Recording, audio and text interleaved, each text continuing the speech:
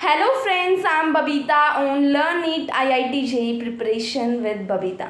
सो आज हम जो पढ़ने वाले हैं वो होगा केमिस्ट्री का chapter 1 class 11 that is some basic concepts of chemistry, जिसमें हम पढ़ेंगे लॉज ऑफ केमिकल कॉम्बिनेशन तक। सो उस सबसे पहले मेरी आप सबसे एक ही अपील रहेगी कि यदि आपको हमारा चैनल पसंद आए, हमारी वीडियोस पसंद आए, तो उसे लाइक और सब्सक्राइब ज़रूर कर देना। बहुत मेहनत लगती है एक वीडियो बनाने में, और उसे शेयर भी कर देना ताकि जो और बच्चे हैं वो भी इसका फ़ायदा उठा सकें। So without wasting time let's start. Hello friends, तो बिना टाइम वेस्ट करते हुए हम स्टार्ट करते हैं अपना chapter some basic concepts of chemistry. तो सबसे पहला हमारा क्वेश्चन होगा केमिस्ट्री क्या है, what is chemistry. So basically chemistry is that branch of science that studies composition, properties and interaction of matter. Chemistry science की वो ब्रांच है, वो साइंस का पार्ट है जो डील करता है मैटर के साथ, मैटर की कंपोजिशन, प्रॉपर्टीज, इंटरेक्शंस, इन सब के साथ। So chemistry is that branch of science that deals with the composition, interaction and properties of matter.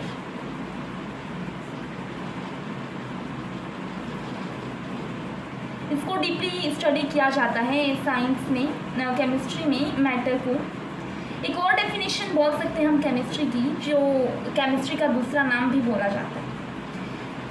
Chemistry को एक नाम दी जाती है जिसको हम बोलेंगे that science of atoms and molecules. Chemistry is also called as science of atoms and molecules because it basically deals with the study of atoms and molecules.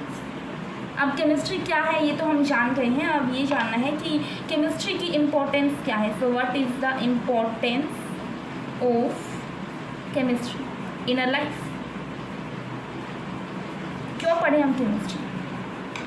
तो सबसे पहले तो वेदरिंग पैटर्न्स क्या होता है, जो हम वेदर फोरकास्टिंग होती है या फिर वेदरिंग पैटर्न्स को जो डील करते हैं वो केमिस्ट्री के ही अंडर में जाते हैं।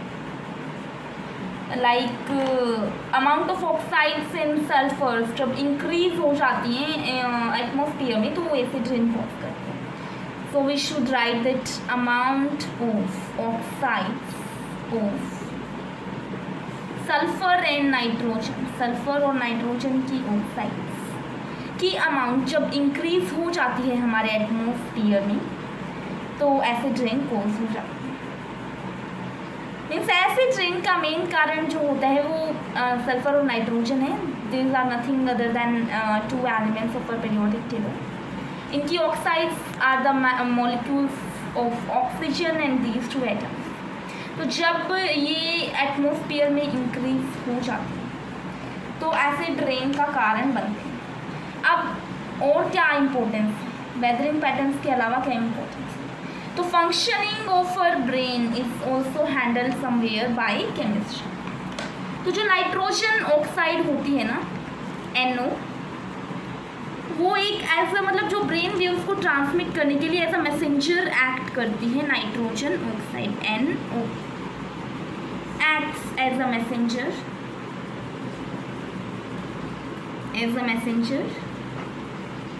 which transmits brain waves। Brain signals और ब्रेन वेव्स को ट्रांसमिट करने के लिए हमारी बॉडी में NO का होना बहुत इम्पोर्टेंट है। तो NO is also a second compound. तो NO को भी हम अंडर केमिस्ट्री ही लेंगे। फिर और भी कहीं यूज होती है? हाँ होती है, हर जगह केमिस्ट्री, हर चीज़ मैटर की बनी हुई है और मैटर केमिस्ट्री में डील करता है। तो केमिस्ट्री तो हर जगह है, लेकिन हम कुछ मेन बातें देख रहे हैं। तो केमिस्ट्री केमिकल इंडस्ट्रीज़ में भी यूज़ होती है। अब केमिकल इंडस्ट्रीज़ भी अलग अलग तरह की होती है। H2SO4 और HCl बनाने वाली केमिकल इंडस्ट्रीज़ तो अलग हैं। हमारी जो डेली लाइफ में जो चीज़ें यूज़ होती हैं जैसे soaps, detergent, fertilisers, medicines, pesticides, insecticides, ये सब केमिकल इंडस्ट्रीज़ में बनते हैं और इन सब के साथ केमिस्ट्री डील करती है। तो फर्टिलाइज़र्स के कुछ नाम आपको पता होना चाहिए, लाइक DAP, यूरिया एक्सेट्रा, जो कि मोस्ट कॉमन फर्टिलाइजर्स हैं। मेडिसिन्स और पेस्टिसाइड्स और इंसेक्टिसाइड्स के नाम मैं अभी आपको रिटर्न में बताऊँ, इम्पॉर्टेंट हैं नीड पॉइंट ऑफ व्यू से, so you need to know more of this. तो सबसे पहले आती है बात मेडिसिन की। तो 3 मेडिसिन जो हैं वो केमिस्ट्री में बहुत इम्पोर्टेंट है। सबसे पहले है एजाइडोथाइमडीन, जिसकी शॉर्ट फॉर्म AZT भी है। अब ये क्या काम आती है हमारी रियल लाइफ में, तो it is use to treat AIDS patients. जो एड्स के पेशेंट्स होते हैं उनको ट्रीट करने के लिए, ट्रीट तो खैर एड्स इतनी वायरस है तो ट्रीट तो इतनी ईजीली नहीं हो सकता, लेकिन एलिमिनेट तो नहीं हो सकता, लेकिन कुछ तो मीन्स कम पड़ ही सकता है। फॉर दैट वी यूज़ एजाइडोथाइमडीन और AZT। उसके बाद सिस्प्लैटिन एंड टैक्सोल, ये 2 मेडिसिन हैं जो कि कैंसर पेशेंट्स को दी जाती हैं। These are used to treat cancer, cisplatin and taxol. Then we have insecticides and pesticides. तो इनके लिए होगा DDT। नाम कुछ जाना पहचाना नहीं लग रहा है, याद है हमने लास्ट ईयर बायोलॉजिकल मैग्निफिकेशन में DDT का नाम, that is the same DDT। फिर उसके बाद हम आते हैं अपने आगे मैटर पे। तो मैटर क्या है, व्हाट इज़ मैटर? जैसा कि केमिस्ट्री की डेफिनेशन में हमने देखा था that chemistry deals with the composition, interaction and properties of matter. तो हम अब एक डीप स्टडी करने वाले हैं मैटर के बारे में। कोई नई बात नहीं है, आपने बचपन से बहुत बार पढ़ी है, लेकिन नीड पॉइंट ऑफ व्यू से इम्पोर्टेंट हो जाती है, आपको बताना इम्पोर्टेंट था इसलिए बता रहे हैं। 9th में इसी मैटर के ऊपर आपने पूरा एक चैप्टर पढ़ा है ना। तो चलो अब हम मैटर के बारे में पढ़ते हैं। तो मैटर एग्जैक्टली है anything which has mass and occupies space. यही डेफिनेशन जो हम बचपन से पढ़ते आ रहे हैं वही मैटर है, जिसके पास, अब दुनिया में कोई चीज़ ऐसी तो है नहीं जिसके पास मास ना हो। तो जिसके पास मास होगा वो मैटर होगा, जो स्पेस ऑक्यूपाई करेगा वो भी मैटर होगा। अब हमें लगता है कई बार कि एयर स्पेस ऑक्यूपाई नहीं करते, लेकिन एयर तो पूरे सबसे ज़्यादा स्पेस ऑक्यूपाई करते हैं, हमें दिखता नहीं है, लेकिन फिर भी एयर बहुत स्पेस ऑक्यूपाई करते हैं। अब मैटर के कुछ एग्जांपल्स आपको पता होने चाहिए। तो लाइक टेबल, चेयर, चौक एक्सेट्रा। हमारे आसपास इतने ज़्यादा एग्जांपल्स हैं मैटर के कि हम सोच भी नहीं सकते। हर चीज़ मैटर है, हम बने हैं, हमारी बॉडी भी मैटर है, ये पेन जिससे मैं लिख रही हूँ ये भी मैटर है, जिस पेज पे मैं लिख रही हूँ ये भी मैटर है, जिस कैमरा से मैं वीडियो शूटिंग कर रही हूँ ये भी मैटर। आप जहाँ पे बैठ के देख रहे हैं, टेबल चेयर जो भी है, आप जिन बुक्स में पढ़ रहे हैं, आप जो कर रहे हैं, हर चीज़ मैटर है। इस दुनिया में कोई चीज़ ऐसी है ही नहीं जो मैटर ना हो, क्योंकि कोई चीज़ ऐसी नहीं है जो जिसके पास मास ना हो या फिर जो स्पेस ऑक्यूपाई ना करे।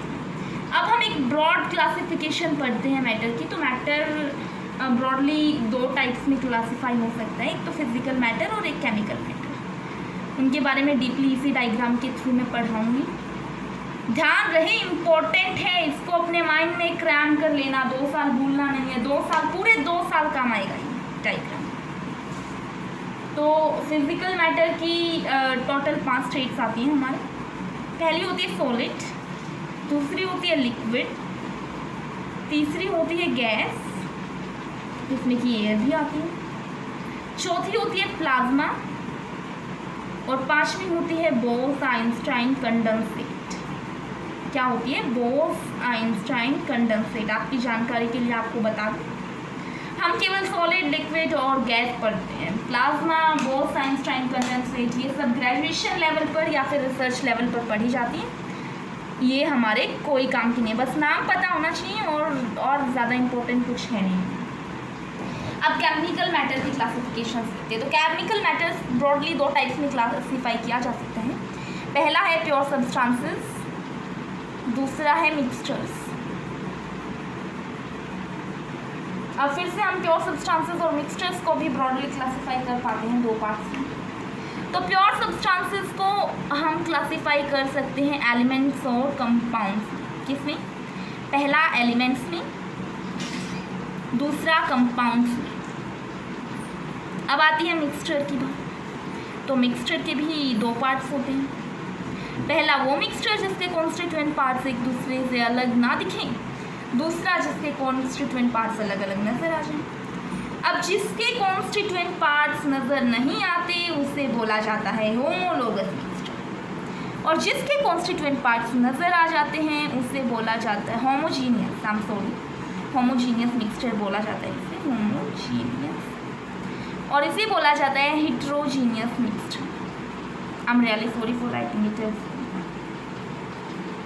तो मिक्सचर को दो पार्ट्स में क्लासिफाई किया जा सकता है, एक होमोजीनियस और एक हिट्रोजीनियस। अब मैटर से रिलेटेड कुछ बेसिक टर्म्स पढ़ने वाले हैं। So some basic terms related to matter is the next topic. Some basic terms related to matter. ऐसे क्या क्या टर्म्स हो सकते हैं हमारी केमिस्ट्री? तो पहली तो हम देखेंगे प्योर सब्सटेंसेस, जो कि हमारे ग्राफ में हमने साफ साफ लिखा है। प्योर सब्सटेंसेस की डेफिनेशन मैं लिख रही हूँ। वो होंगी substances which can't be separated by physical means, जो सब्सटेंसेस फिजिकल मेथड से सेपरेट ना की जाए।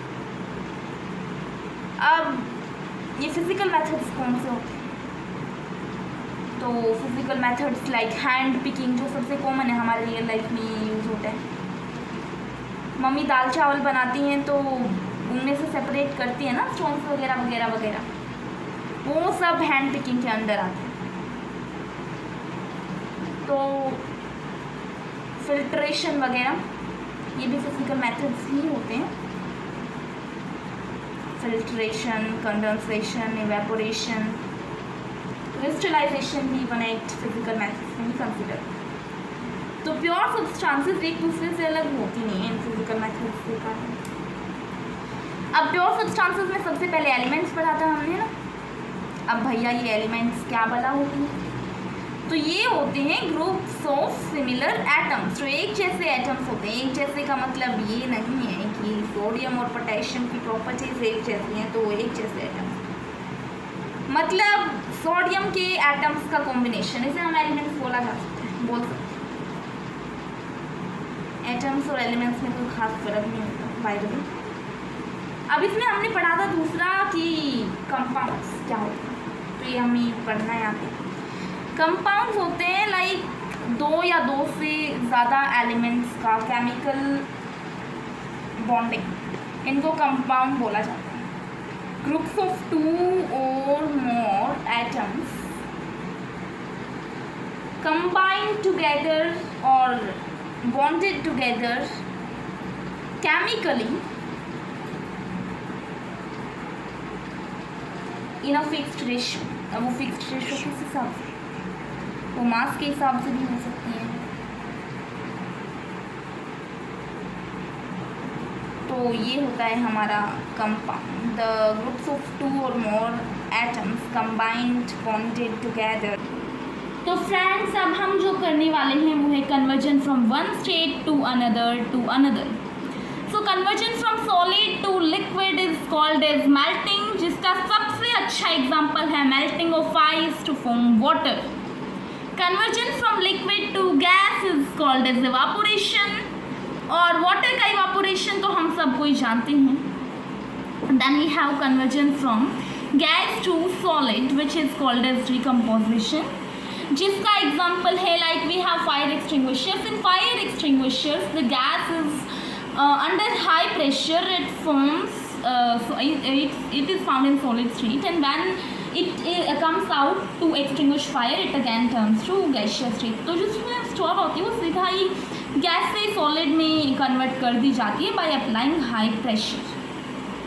Then we have conversion from solid to gas, तो उसे सब्लिमेशन बोला जाता है। जिसका सबसे अच्छा एग्जाम्पल है आपकी मम्मी जो कपूर की गोलियां दबाती हैं सर्दियों के कपड़ों में ताकि पेस्ट अटैक ना हो।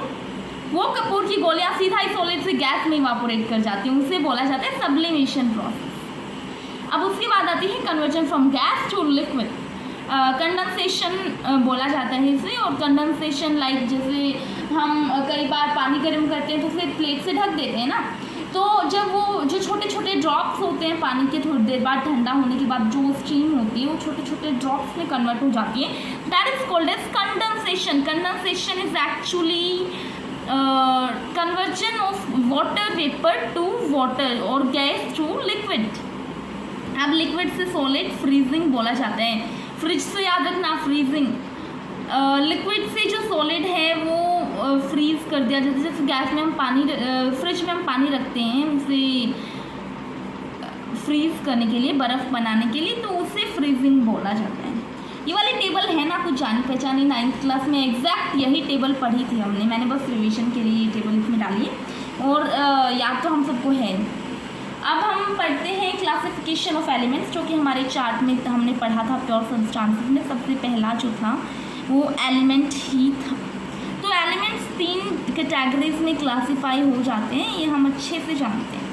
वो 3 कैटेगरीज कौन सी हैं ये भी हम अच्छे से जानते हैं, पर फिर भी कोई बात नहीं, एक बार रिवाइज कर लेते हैं। वो 3 कैटेगरीज हैं भैया, अभी देखते हैं। सबसे पहली है मेटल्स, सोना चांदी लोहा, एवरीथिंग मेटल। अगले हैं नॉन मेटल्स, डायमंड देखा है ना, दैट इज नॉन मेटल। और भी बहुत सारे नॉन मेटल्स होते हैं, मेटलॉइड्स होते हैं जिनमें मेटल्स और नॉन मेटल्स की प्रॉपर्टीज़ होती हैं दोनों की। अब ये जो मेटलॉइड्स होते हैं ये एलॉयज भी हो सकते हैं, एलॉयज मोस्टली मेटल्स होते हैं, कई भी मेटलॉइड्स और भी होते हैं जिनमें मेटल्स और नॉन मेटल्स दोनों की प्रॉपर्टीज़ होती हैं। अब आता है कंपाउंड। कंपाउंड भी 2 टाइप्स के होते हैं, ये हमने 10th में पढ़ा था कार्बन वाले चैप्टर में, अगर आपको याद हो तो। कौन से 2 टाइप की कंपाउंड्स पढ़े थे हमने, बताइए भैया। पहला तो पढ़ा था जी कोवेलेंट कंपाउंड, दूसरा पढ़ा था जी आयोनिक कंपाउंड। कोवेलेंट कंपाउंड कौन से होते हैं, जो आयन्स फॉर्म नहीं करते, जो शेयरिंग ऑफ इलेक्ट्रॉन से बनते हैं। आयोनिक कंपाउंड्स कौन से होते हैं, जो आयन्स फॉर्म करते हैं जिनकी इलेक्ट्रॉन्स की शेयरिंग नहीं होती है, वो सारे आयोनिक कंपाउंड्स होते हैं। पढ़ा था ना 10th में, आ रहा है कुछ याद, चैप्टर 4 10th क्लास का। अब मिक्सचर की बात आती है, तो मिक्सचर भी हमने 2 टाइप्स का पढ़ा था, एक होमोजीनियस मिक्सचर, एक हेट्रोजीनियस मिक्सचर। अब होमोजीनियस मिक्सचर तो वो होता है जिसकी यूनिफॉर्म कंपोजिशन होती है, जिसमें हम स्पॉट आउट नहीं कर पाते कि भाई ये दाल है, ये मतलब दाल का तो वैसे हेट्रोजीनियस मिक्सचर होता है, जैसे हम करते नहीं है कि पानी नमक और जो मीठा होता है शिकंजी में, उसे हम अलग अलग थोड़ी निकाल पाते हैं कि भैया ये पानी है, ये नमक है इसमें, ये इसमें मीठा है ना। एलॉयज़ हैं, एलॉयज़ में हम अलग अलग निकाल पाते हैं भाई, ये ब्रास में हम अलग अलग निकाल पाते हैं, ये कॉपर है, ये टिन है। अब शुगर इन वाटर, अब वाटर में जब हम शुगर ऐड करते हैं तो हमें अलग से दिखता थोड़ी है भाई ये चीनी है और ये पानी है, पानी तो फीका टेस्ट करता है और चीनी मीठा टेस्ट करती है, तो हम ये इतना पियेंगे तो ये मीठा लगेगा इतना, वो सब ओवरऑल मीन्स कंपोजिशन एकदम बैलेंस्ड होती है ना।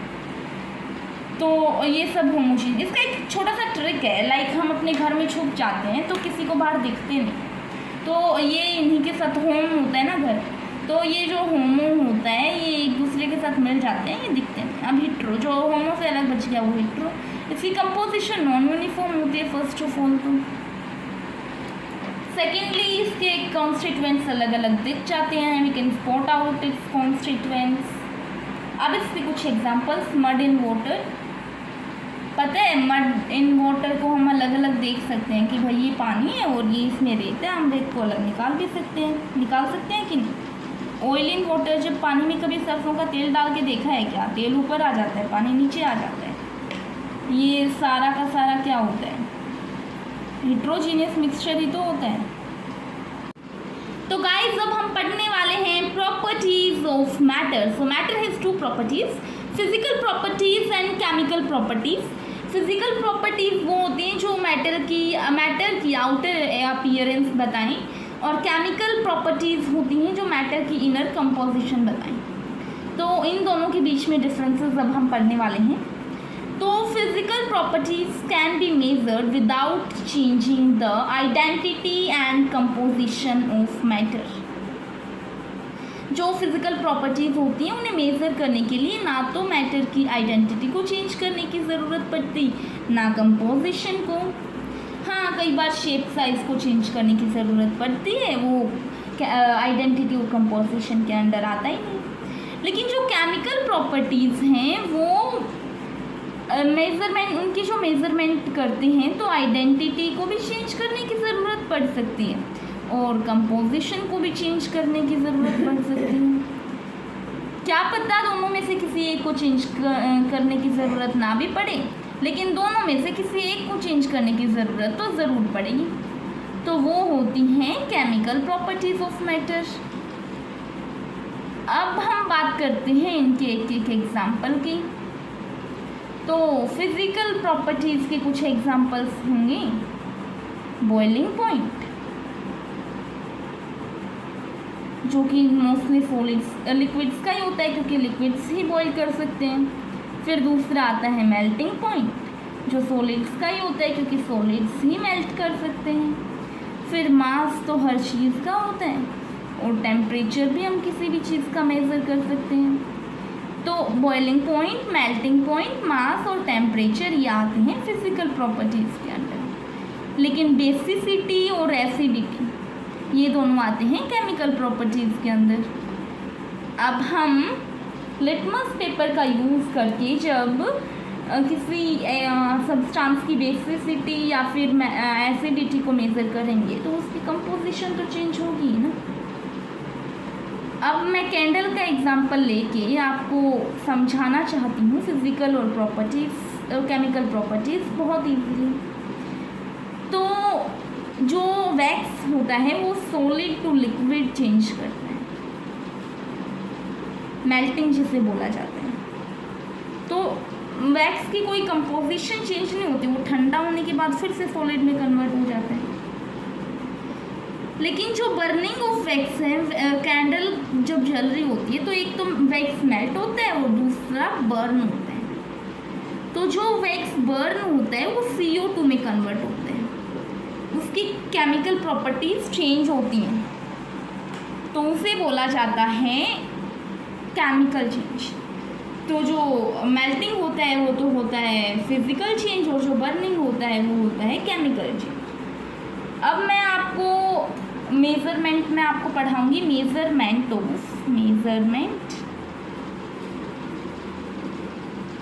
Of physical properties. So what we are gonna learn is measurement of physical properties. तो फिजिकल प्रॉपर्टीज़ के कुछ एग्जांपल्स मैं आपको बता देती हूँ, लाइक मास जो कि हमने ऊपर पढ़ा था, फिर वॉल्यूम, फिर हमने टेम्परेचर भी ऊपर पढ़ा था, am I right? So mass, volume, temperature etcetera are physical properties. अब इनकी रिप्रेजेंटेशन, मेजरमेंट की रिप्रेजेंटेशन कैसे करी जाती है?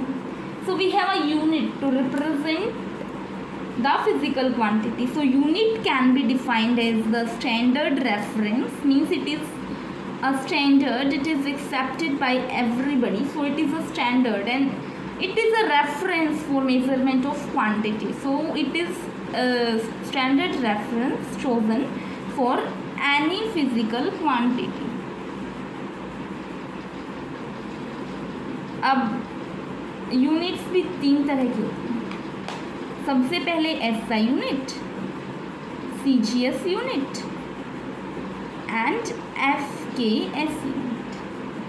SI यूनिट तो मीन्स उसे मीटर, किलोग्राम और सेकंड में मेज़र किया जाता है।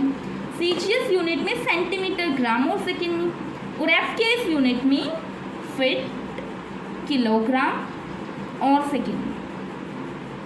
तो आपने एक चीज़ देखी, सेकंड तो टाइम की SI यूनिट या फिर स्टैंडर्ड यूनिट हर एक मेज़रमेंट सिस्टम में रही।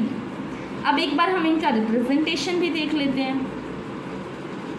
तो इनका रिप्रेजेंटेशन होगा लाइक 6 मीटर कर दिया हमने, लिख दिया 6 मीटर। तो 6 तो होगा हमारा मैग्नीट्यूड या फिर न्यूमेरिकल वैल्यू, और मीटर होगी हमारी यूनिट। सो ये रिप्रेजेंटेशन हो गई magnitude and unit, that is it is represented in the form of M, U M for magnitude and U for unit, that's all. तो फ्रेंड्स अब हमने पढ़ी थी यूनिट्स। तो यूनिट्स दो टाइप की होती हैं, एक होती है फंडामेंटल यूनिट और एक होती है डिराइव्ड यूनिट। तो फंडामेंटल यूनिट तो वो यूनिट होती हैं जो हम अभी पढ़ने वाले हैं, और डिराइव्ड यूनिट्स वो होती हैं जो फंडामेंटल यूनिट्स के से डिराइव करी जाती हैं। तो first of all in fundamental units we have mass, जिसका सिंबल होगा small m, and its SI unit is kilogram which is represented as kg, इसमें kg स्मॉल होगा और GB, K for kilo, G for gram. अब हम length की unit पढ़ते हैं। तो लेंथ का सिंबल होगा small l, it is represented in meters, the SI unit is meter which is represented as small m. Then we have time represented as small t, its SI unit is second which is represented as small s. Then we have temperature जिसका symbol होता है capital T, its SI unit is Kelvin and its symbol is capital K. Again we have electric current which is represented as capital I, its SI unit is ampere and its symbol is capital A. Then we have luminous intensity which is represented as capital I subscript small v. इसके SI unit होती है candela और उसका symbol होता है capital C small d, two word symbol. Then we have amount of substance which is represented as small n, its SI unit is small जिसे लिखा जाता है MOL, where M is capital and OL is small. Then we have plane angle and solid angle. ये थी main units, main quantities, और ये हैं supplementary quantities जो एंगल्स के लिए मेजर करी जाती हैं। तो एक प्लेन एंगल है, एक सॉलिड एंगल है। तो प्लेन एंगल, इनके कोई सिंबल तो होते नहीं है। प्लेन एंगल की SI यूनिट होती है radian which is represented as RAD, और सॉलिड एंगल की SI यूनिट होती है steradian which is represented as FD, जिसमें S कैपिटल होता है, D स्मॉल होता है। तो गाइज अब तक हमने जो पढ़ा था वो था units of different quantities, measurements और रिप्रेजेंटेशंस। अब हमने देखा था यूनिट के अलावा मैग्नीट्यूड भी होते हैं। मैग्नीट्यूड पता है कई बार तो इतना ज़्यादा आ जाता है कि उसे इतनी ज़ीरोस पीछे लगानी पड़ती है, या फिर इतना कम आ जाता है कि इतने पॉइंट्स के बाद आते हैं। तो उनको एज 10 की पावर्स की फॉर्म में रिप्रेजेंट करना मैं आपको आज सिखाने जा रही हूँ। तो 10 raised to the power -24 is called as yocto, जिसका सिंबल है small 5। 10 raised to the power -21 is called as zepto, जिसका सिंबल है Z small. 10 raised to the power -18 is represented as acto, जिसका सिंबल स्मॉल a है। Then 10 raised to the power -15 is represented as femto, जिसका symbol है f। Then 10 raised to the power -12 is represented as pico, जिसका symbol है small p। Then 10 raised to the power -9 is represented as nano, whose symbol is small n. Then we have 10 raised to the power -6, which is represented as micro, जो कि u as a एक fancy type of u से represent करी जाती है, like this. Then we have 10 raised to the power -3, that is milli, जिसका symbol है small m. Then we have 10 raised to the power -2, that is centi, जिसका symbol है small c. Then we have 10 raised to the power -1, that is deci, जिसका symbol है small d. Then we have 10 raised to the power 1 or 10 itself, that is called as deca, जिसका symbol है da. Then we have 10 raised to the power 2, जिसका prefix होगा hecto और जिसका symbol होगा h. Then we have 10 raised to the power 3, that is kilo, small k. Then 10 raised to the power 6 mega, that is capital M. Then 10 raised to the power 9 giga, capital G. 10 raised to the power 12 tera, capital T. 10 raised to the power 15 peta, capital P. 10 raised to the power 18 exa, capital E. 10 raised to the power 21 zeta कैपिटल z, 10 raised to the power 24 yotta capital y, जिसमें ये most important होंगे हमारे 10 raised to the power 15 10 raised to the power 9 तक, ये important होंगे। और ये टेबल आपको +1 क्लास की केमिस्ट्री की बुक में मिल जाएगा।